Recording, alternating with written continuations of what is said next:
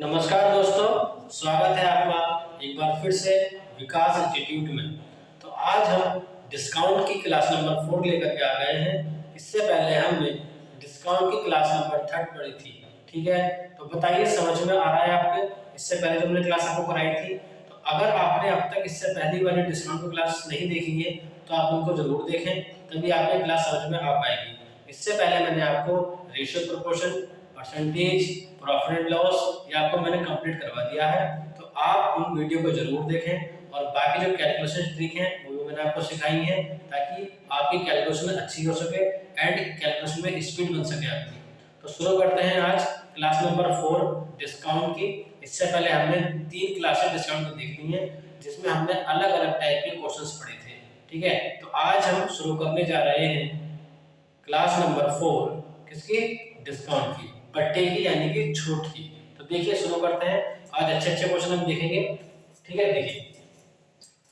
देखिए बोल रहे हैं एक व्यक्ति 800 रुपए निर्धारित मूल्य वाली वस्तु 10%, 15% के क्रमिक बट्टे पर खरीदता है और ढुलाई आदि पर 28 रुपए व्यय करता है। उसे वह 800 रुपए में बेच देता हो तो कितने प्रतिशत लाभ प्राप्त किया? ठीक है। तो देखिए इसमें का जो क्वेश्चन थे ये मैंने आपको बताया था कि डिस्काउंट आपका दो टाइप का होता है। एक आपका होता है सिंगल डिस्काउंट, एक होता है आपका सक्सेसिव डिस्काउंट यानी कि एकल डिस्काउंट, और दूसरा आपका क्रमिक डिस्काउंट। तो देखिए ये आपको ध्यान से समझना है कि क्रमिक डिस्काउंट आगे होता क्या है। बताइए आपको समझ में आ रहा है? ठीक है, बोलिए। तो चलिए देखते हैं कि आगे ये क्वेश्चन क्या कह रहा है, ठीक है ना। देखिए इन क्वेश्चनों को ध्यान से समझना। एक व्यक्ति 800 रुपए निर्धारित मूल्य वाली वस्तु 10% और 15% की क्रमिक बट्टी पर खरीदता है। तो पहले आप क्या निकालोगे? इसकी छूट निकालोगे। 800 रुपए पर क्रमिक छूट निकालोगे। मैंने आपको पहले भी बताया था कि किस तरीके से आप निकालते हो। देखिए देखो ध्यान से देखना। 800 पर यानी कि जब आप 800 पर क्या निकालोगे? क्रमिक छूट। मैंने आपको बताया था कि क्रमिक छूट किस तरीके से दी जाती है। देखिए अगर 10% आपको छूट दी जाएगी तो आपको कितना पे करना पड़ेगा? 90%। तो आप इसका कितना निकाल दोगे? 90%, ठीक है ना, मल्टीप्लाई। अब आप देखिए दूसरा कितना? 15%। तो कितना हो जाएगा आपके लिए? 85%। तो यहाँ कितना आ जाएगा? 85/100। बोलो इतनी बात समझ में आ रही है? क्लियर है? यानी कि मैंने आपसे क्लास फर्स्ट में 2 में बताया था कि किस तरीके से आपका क्रमिक छूट निकाली जाती है, ठीक है। इसको आप कैलकुलेट कर लोगे तो आपका कितना आ जाएगा? 612 रुपए। यानी कि 800 रुपए पर आपको 612 रुपए की छूट दी जाती है, यानी कि डिस्काउंट दिया जाता है। आगे बढ़ते हैं। और ढुलाई आदि पर 28 रुपए व्यय करता है। कितना रुपए व्यय करता है? 28 रुपए व्यय करता है। क्लियर है? इतनी बात सही है। अब देखिए खरीदा कितने का उसने? 612 रुपए का। और ढुलाई पर, इसके मरम्मत पर, इसके प्रोडक्शन पर कितना रुपए खर्च करें? अलग से बोलिए कितना रुपए खर्च करें? 28 रुपए खर्च करें। तो अगर हम 612 को और 28 को ऐड करते हैं तो कितना हो जाएगा? ये हो जाएगा आपका 640 रुपए हो जाएगा। बोलिए क्लियर है? यानी कि अब जो टोटल रुपए खर्च करना है, यानी कि ये खरीद करके लाता है 612 रुपए का और उसमें 28 रुपए जो पास से लगाता है, तो टोटल कितने रुपए खर्च करता है? ये 640 रुपए खर्च करता है। अगर ये बोल रहा है कि अब इस वस्तु को वह 800 रुपए में बेचता है तो कितने प्रतिशत का लाभ कमाएगा? तो सोचो कि इसने लागत 640 की लगाई और अब इसने वो वस्तु कितने की बेची? 800 रुपए की। तो 640 रुपए इसमें से माइनस कर दीजिए। बोलिए इतना समझ में आ रहा है? इतना समझ में आ रहा है तो बोलो हाँ, और नहीं आ रहा तो वीडियो को दोबारा देखें, ठीक है। आ रहा है समझ में? ठीक है। देखिए आप इसको माइनस कर दोगे तो 160 आ जाएगा। बोलो इतनी बात समझ में आ रही है? अब देखो उधर कितने रुपए में एक व्यक्ति कितने रुपए बेच रहा था? 800 रुपए में। कितने रुपए में? 800 रुपए में। अब आपको इसका क्या निकालना है? प्रतिशत निकालना है। आई बात समझ में? दोबारा समझ लीजिए क्वेश्चन। देखिए एक व्यक्ति 800 रुपए में निर्धारित मूल्य वाली वस्तु को 10% और 15% के क्रमिक बट्टे पर खरीदता है। तो हमने क्या करा? 800 रुपए का क्रमिक छूट निकाली, यानी कि सक्सेसिव डिस्काउंट निकाला। तो वस्तु उसको कितने की पड़ी? 612 रुपए की पड़ी, ठीक है। अब उसने 612 रुपए की वस्तु पड़ी, 28 रुपए उसकी मरम्मत में लगाए, तो यानी कि ये उसकी लागत में आ जाएगा। तो कितने रुपए टोटल होगा? 640 रुपए। ठीक है, यानी कि अब उसकी टोटल लागत 640 रुपए की हो गई। अब वही वस्तु जिस पर उसने 640 रुपए लगाए थे, ठीक है ना, तो वो वस्तु उसने कितने की बेची, 800 रुपए की। तो 800 रुपए में से अगर आप 640 माइनस कर दोगे तो क्या क्या निकल के आ जाएगा, आपका प्रॉफिट निकल के आ जाएगा। यानी कि 160 रुपए का उसने क्या कमाया, प्रॉफिट कमाया, लाभ कमाया। ठीक है, तो देखिए अब इसका आपको प्रतिशत निकालना। अब आपको ये देखना है कि 160 रुपए का जो लाभ उसे हुआ है वो कौन सी वैल्यू पर हुआ है। तो हमेशा क्रय मूल्य पर होता है, आपको अच्छी तरह पता है। तो क्रय मूल्य कितना माना जाएगा इसका, 640 रुपए माना जाएगा। तो 160, ठीक है ना, बोलो क्लियर है तुम्हारा। 160 और अपॉन में क्या लिखोगे 640 एंड मल्टीप्लाई बाय 100। क्लियर है ये बात। इसको आप कैलकुलेट कर ही लोगे तो आपका कितना आ जाएगा, 25% आ जाएगा। और मैं बार बार कहता हूं कि आपका इतनी कैलकुलेशन आपको मेंटली दिमाग में करनी आनी चाहिए। तो ऑप्शन नंबर ए आ जाएगा, ये इस क्वेश्चन का आंसर है। बोलिए आ रहा है समझ में, ठीक है। बोलो इतना समझ में आ रहा है तो बोलो हाँ, और नहीं आ रहा तो वीडियो को दोबारा देखना। चले आगे, चलिए आगे चलते हैं। देखिए नेक्स्ट क्वेश्चन, क्वेश्चन नंबर 28 देखिए।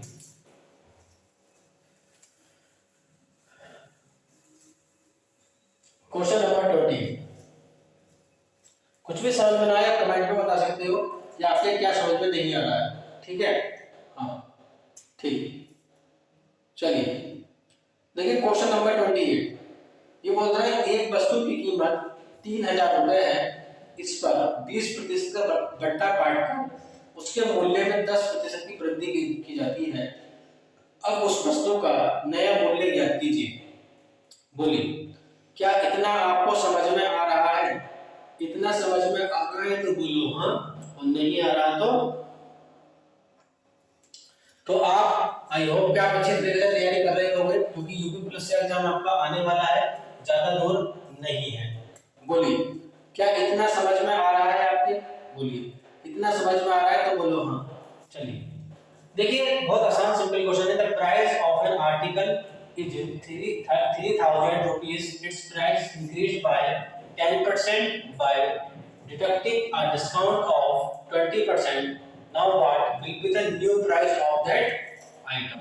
ठीक है, चलिए देखो एक वस्तु की कीमत कितनी है, 3000 रुपए। कितनी है, 3000 रुपए।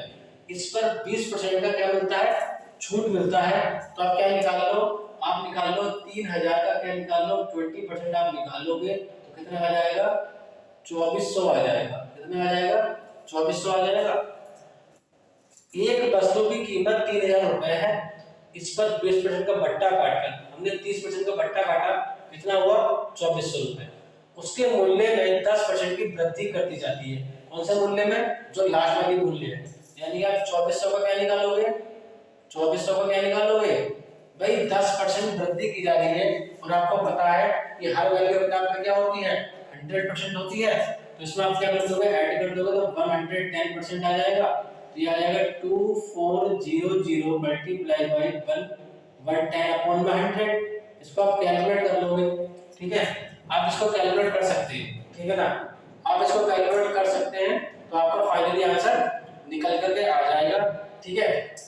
बोलिए समझ में आ गया ना भाई। आपको क्या कहा गया, एक आपके पास में कीमत है 3000 रुपए, इसमें 20% का बट्टा काटा गया, यानी कि 20% आपने निकाला तो 2400 रुपए हो गया।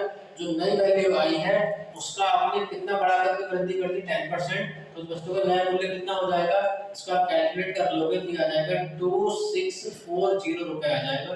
ये आपका आंसर बताइए, क्लियर है। तो आई होप कि आप अच्छे से पढ़ रहे होगे और अपने लक्ष्य की तरफ चल रहे होगे, ठीक है ना। तो ये डिस्काउंट के आगे क्लास नंबर 4 है, आप नहीं पढ़ोगे तो कब पढ़ोगे, ठीक है। चलते हैं क्लास क्वेश्चन नंबर 29 की तरफ। देखिए question number 29 type wise question में करा रहा हूं आपको, ठीक है, तो ध्यान से देखना। टाइप वाइज क्वेश्चन देखिए क्वेश्चन नंबर 29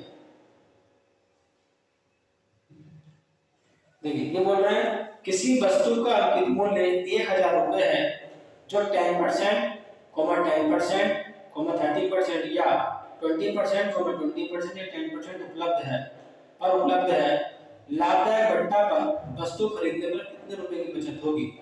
बोलिए क्या इतना समझ में आ रहा है आपको? अगर इतना समझ में आ रहा है तो बोलो हाँ, और नहीं आ रहा तो ना। देखिए ध्यान से देखना। देखिए मैंने आपको बताया था कि क्रमिक छूट किस तरीके से निकाली जाती है, ठीक है। देखिए किसी वस्तु का अंकित मूल्य कितना है, 1000 रुपए, कितना 1000, कितना है 1000। इस पर आपको 10% की छूट दी गई तो कितना पे करना पड़ेगा आपको, 20%, तो कितना हो जाएगा 20/100, सॉरी 90/100। दूसरा आपको 10% की छूट दी गई तो इसमें कितना 90/100 हो जाएगा इनटू।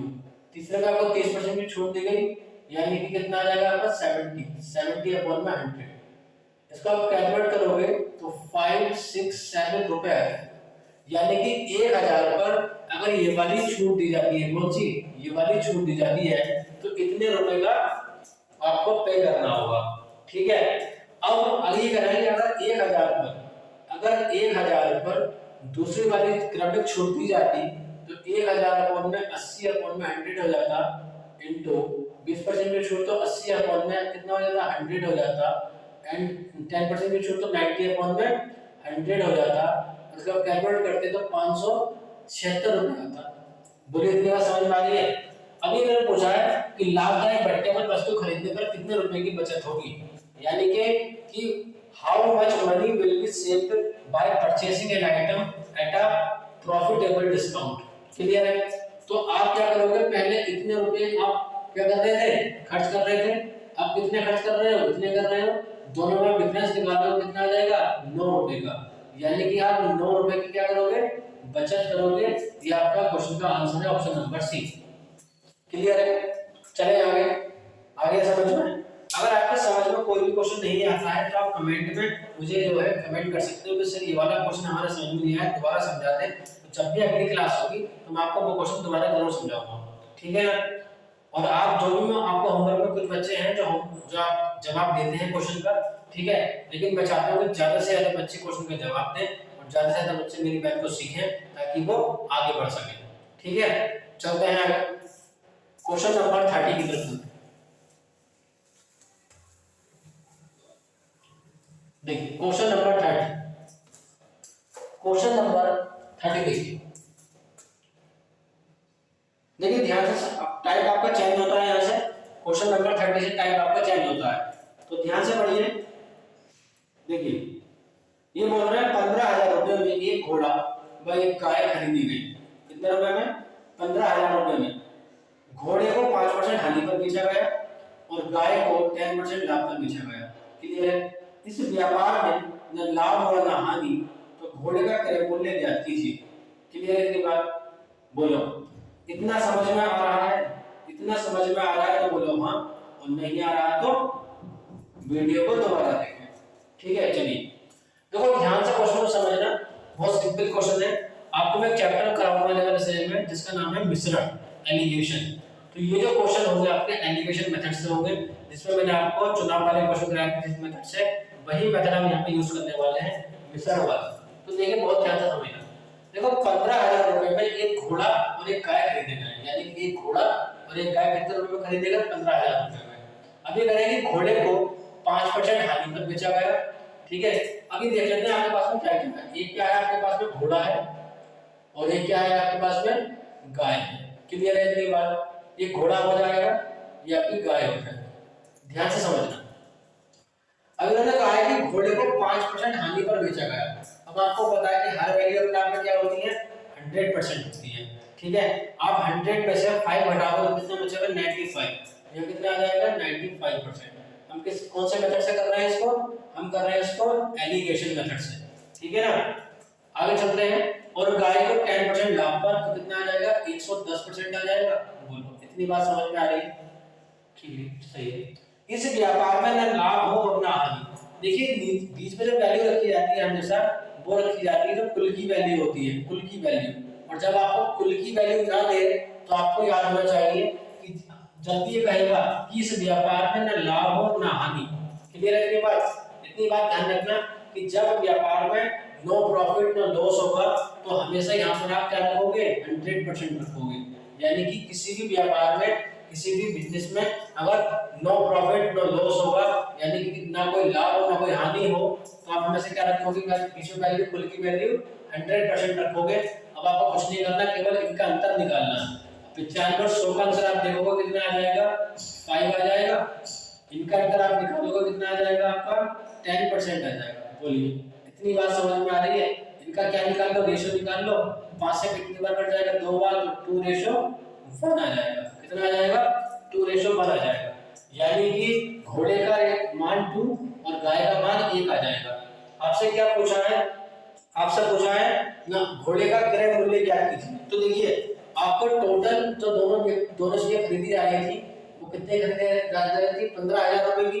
और यहाँ पर दोनों की वैल्यू कितनी है, 2 और 1 3 है। तो आपको पहले सिंगल की वैल्यू निकालनी पड़ेगी। जैसे कि मैंने रेशियो प्रोपोर्शन में बताया था कि रेशियो प्रोपोर्शन का मतलब होता है, रेशियो का मतलब होता है हिस्सा। तो आप हिस्सा निकालना पड़ेगा। इधर आप दोनों की वैल्यू को ऐड करोगे 3 हो जाएगा। इधर कुल की वैल्यू कितनी है, 3, और उधर कुल की वैल्यू कितनी है, 15,000। कितनी है, 15,000। एक का मान निकालोगे कितना आ जाएगा, 5,000 आ जाएगा। कितना आ जाएगा, 5,000।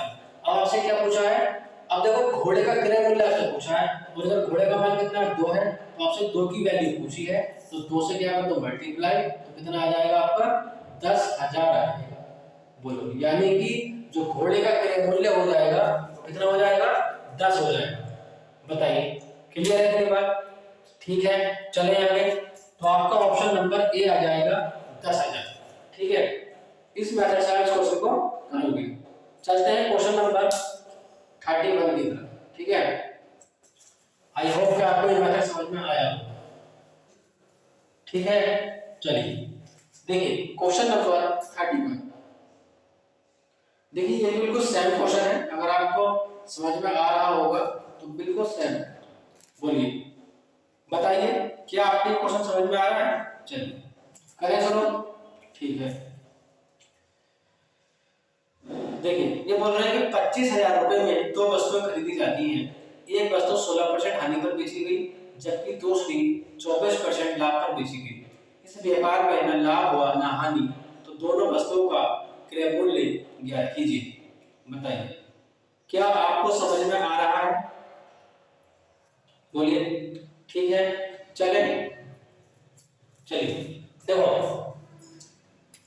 25,000 रुपए 2 वस्तु खरीदी आती है। एक वस्तु यानी कि एक तरफ पहली वस्तु ले लेते हैं और इधर आपकी दूसरी वस्तु ले लेते हैं। ठीक है, पहली वस्तु को 16% हानि पर बेचा गया, तो 100 में से 16 घटाओगे तो कितना बच जाएगा, 84% बच जाएगा। ठीक है, जबकि दूसरे को 24% लाभ पर बेचा गया, तो 100 में 24 जोड़ोगे तो 124% आ जाएगा। बोलिए इतनी बात समझ में आ रही है तो बोलो हाँ। ठीक, आगे चलते हैं।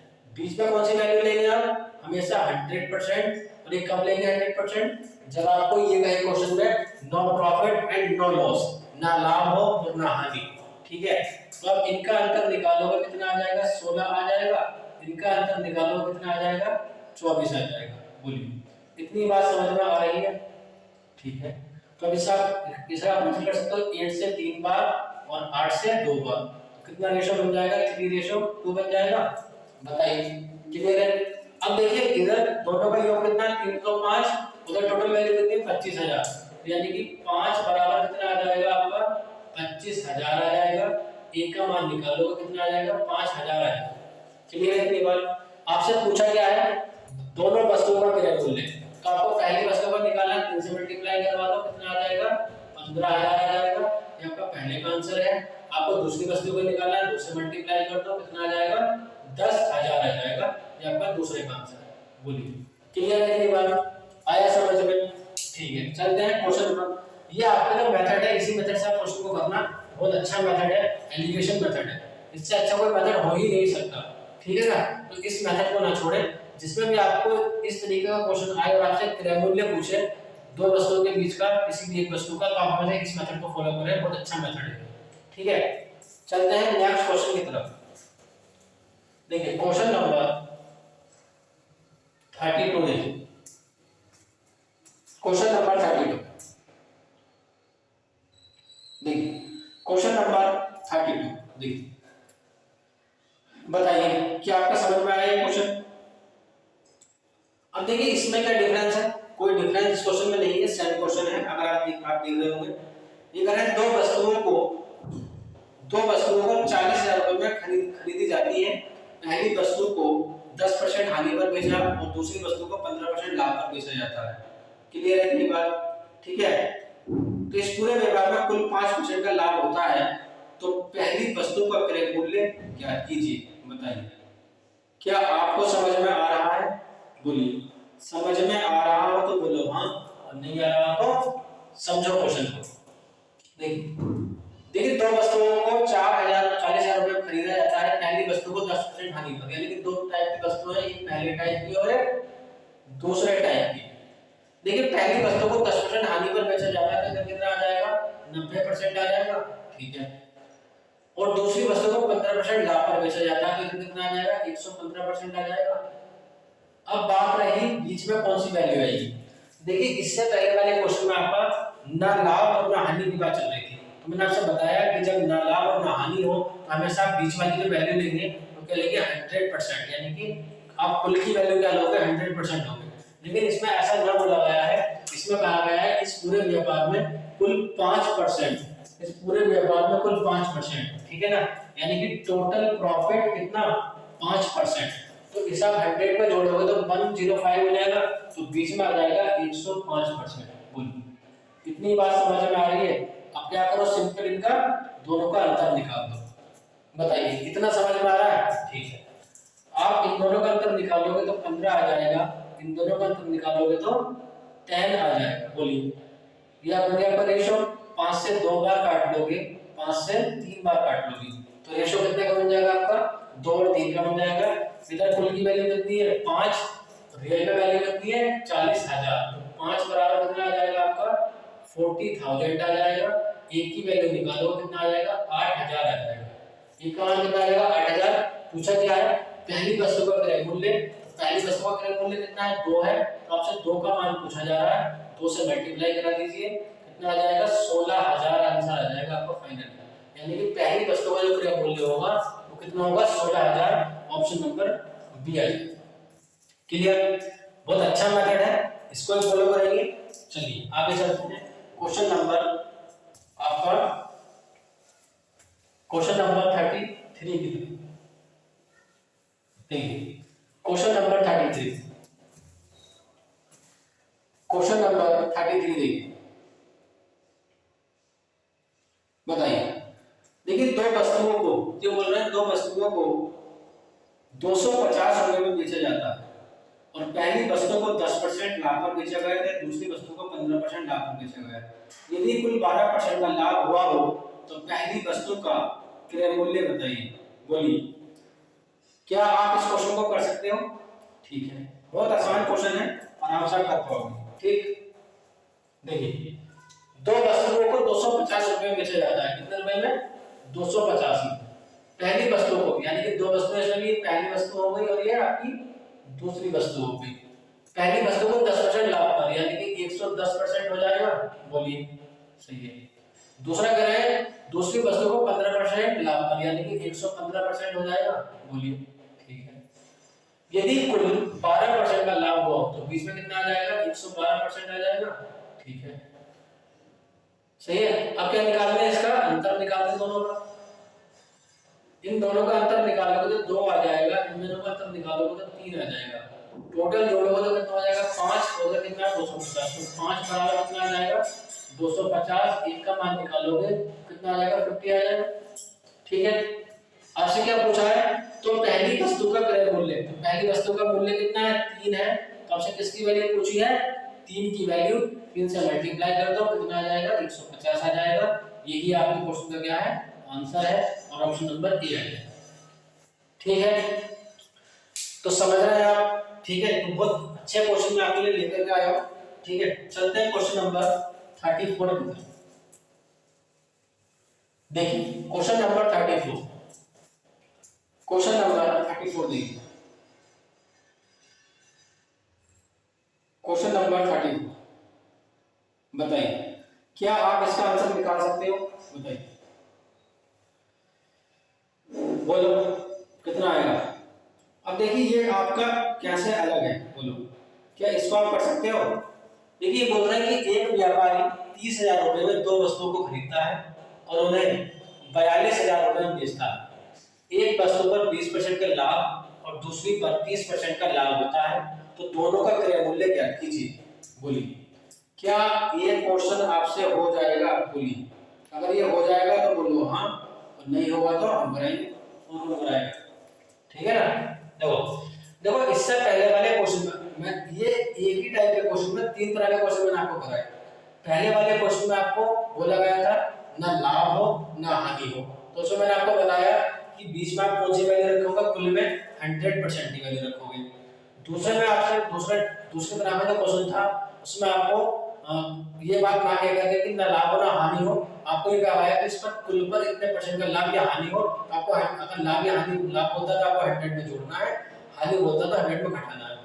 तीसरे टाइप के क्वेश्चन में आपका इस तरीके से देगा, उसमें आपको बीच वाली वैल्यू नहीं देगा, यानी कुल की वैल्यू नहीं देगा, तब आपको बीच की वैल्यू निकालनी पड़ेगी। तो देखो कैसे निकालेंगे। पहले देखो आपको दो तरह की वस्तुएं हैं, फर्स्ट है आपकी 20% का लाभ तो 120% हो जाएगा यहाँ पर, चलिए ठीक है। दूसरी पर 30% का लाभ तो दूसरी पर क्या आ जाएगा 130% आ जाएगा। क्लियर है। अब बात रही कि बीच में कौन सी वैल्यू आएगी, ठीक है, तो बीच में कौन सी वैल्यू आएगी। तो देखिए एक व्यापारी ने 30,000 रुपए में दो वस्तुएं खरीदा, देखो ध्यान से समझना है ना, कितने रुपए में खरीदा था 30,000 रुपए में, कितने में 30,000 रुपए में खरीदा। इसी से हम बीच वाली वैल्यू निकालेंगे और उन्हें 42,000 रुपए बेच दिया, कितने बेच दिया 42,000 रुपए में बेच दिया। तो कितने का प्रॉफिट कमाया उसने 12,000 का प्रॉफिट कमाया, कितने पर कमाया है 30,000 पर कमाया है। और इसे करेंगे कन्वर्ट किसमें प्रतिशत में, तो मल्टीप्लाई बाय 100 आ जाएगा। इतनी वैल्यू का कैलकुलेट कर लोगे तो आपका कितना आ जाएगा, ये 40% आ जाएगा। बोलिए इतनी बात समझ में आ रही है? अगर इतनी बात समझ में आ रही है तो बोलो हाँ, और नहीं आ रही है तो अब आप खुद देखो कि जब इसने 30,000 पे खरीदी और 42,000 की बेची तो क्या हुआ, इसे 40% का क्या हुआ प्रॉफिट हुआ, क्या हुआ प्रॉफिट। तो इसे किसमें ऐड करेंगे आप 100 में, तो कितना आ जाएगा यहाँ पर 140%। अगर यहाँ पर हानि होती तो हम क्या करते इसको 100 में से माइनस कर देते। अंतर देख लो, आप इसमें अंतर निकालोगे तो इधर कितना आ जाएगा 20, इसका अंतर निकालोगे कितना आ जाएगा 10 आ जाएगा, तो 1:2 बन जाएगा। बोलिए तो अब अगर इनको जोड़ोगे तो कितना आ रहा है 3 आ रहा है, और उधर कितना है आपका 30,000 के बोल ले, तो देखो इधर कर लो, इधर कर लीजिए, तो 3 बराबर कितना आ जाएगा आपका 30,000 आ जाएगा। एक का मान निकालोगे तो कितना आ जाएगा 10,000 आ जाएगा। पूछा क्या है आपसे, आपसे पूछा है इसमें find the then what is the purchase price of both, दोनों का क्रय मूल्य पूछा है। तो अगर आपका इसका पूछा है तो 1 से मल्टीप्लाई करवा दो, इसका पूछा है तो 2 से मल्टीप्लाई करवा दो, तो आप इसका आंसर निकाल लोगे। तो मुझे बताना कौन सा आएगा, इसके करोगे तो 10,000, इससे करोगे तो 20,000, ऑप्शन नंबर बी आ जाएगा। क्लियर है, आया समझ में? ठीक है। तो इस तरह के क्वेश्चन में आप बीच वाली वैल्यू इस तरीके से निकालोगे, ठीक है। तो एक ही टाइप में 3 तरह के क्वेश्चन हैं, ठीक, बहुत ही इंपॉर्टेंट क्वेश्चन है। चलते हैं नेक्स्ट,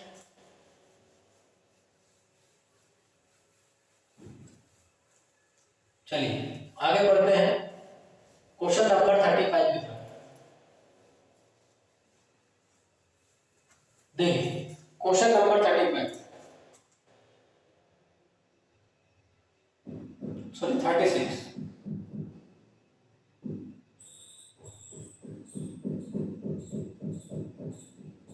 देखिए क्वेश्चन नंबर 36, ठीक है। बोलिए देखिए क्वेश्चन नंबर 36 बिल्कुल सेम क्वेश्चन है, उसके 35 बस हो गई है, ये 35 कर लेना, ठीक है। जो 35 क्वेश्चन है वो सेम 34 की तरह है, किसकी तरह है 34 की तरह, ठीक है 34 की तरह। तो आप इसको देखो मैं समझा देता हूं कि वही काम करना है, एक व्यापारी ने एक घोड़ा और एक गाय इतने रुपए में खरीदे और गाय को 6% लाभ पर बेचा गया और 26% लाभ पर इधर 26% लाभ पर बेचा गया। यदि व्यक्ति का कुल 1100 रुपए कमाता हो तो गाय और घोड़े का क्रय मूल्य बताइए। तो इसमें आपको जो बीच वाली वैल्यू है वो आपको नहीं दे रखी, बिल्कुल सेम तरीके से आप इसको निकालोगे, ठीक है, जैसे मैंने आपको बताया है। तो इसका आंसर आप मुझे होमवर्क में बताओगे, ये क्वेश्चन मैं आपको कहां दे रहा हूं, होमवर्क में दे रहा हूं, ठीक है। बिल्कुल 34 वाले क्वेश्चन की तरह ये आपका क्वेश्चन है। तो आप मुझे इसका आंसर बताओगे ऑप्शन में कि क्या इसका आंसर आएगा, ठीक है ना। ठीक, तो पहला जो ऑप्शन है, ऑप्शन दिखाई नहीं दे रहा है लेकिन लिख देता हूँ। पहला ऑप्शन है आपका 7500, 2500, ठीक है। ऑप्शन बी है आपका 770, 2600, ठीक है। और तीसरा ऑप्शन आपका दे रखा है 6400, 3500, ठीक है। और ऑप्शन डी है आपका 6500, 3600। तो ये चार ऑप्शन है, यहाँ पर दिखाई नहीं दे रहे थे तो मैंने यहाँ लिख दिए, ठीक है ना। तो इसका आंसर आप मुझे इसमें बताओगे, कमेंट में बताओगे, जिससे मुझे भी लगेगा कि आप वाकई में पढ़ाई करते हो और मेरी मैथ से आप कुछ ना कुछ बेनिफिट ले रहे हो। तो अगर आपको मेरी मैथ से कुछ भी सीखने को मिल रहा हो तो ईमानदारी के साथ में दिल पे हाथ रख करके मेरे चैनल को सब्सक्राइब जरूर कर दें, ठीक है, ताकि हमारा मोटिवेशन भी आपके लिए बना रहे और हमसे आपका मोटिवेशन बना रहे। और यही दुनिया का नाम है कि हम आपसे और आप हमसे हैं, हम आपसे चलते रहे और आप हमसे चलते रहे, बस यही चाहिए और क्या चाहिए, ठीक है ना। और अच्छे तरीके से पढ़ाई करें ताकि आपका सपना जल्द से जल्द पूरा हो जाए सरकारी नौकरी करने का, ठीक है ना। तो तैयारी करते रहिए और हंसते रहिए, मुस्कुराते रहिए और आगे बढ़ते रहिए। तो मिलते हैं आपसे नेक्स्ट लेक्चर में, नेक्स्ट वीडियो में, नेक्स्ट क्लास में। थैंक यू और धन्यवाद।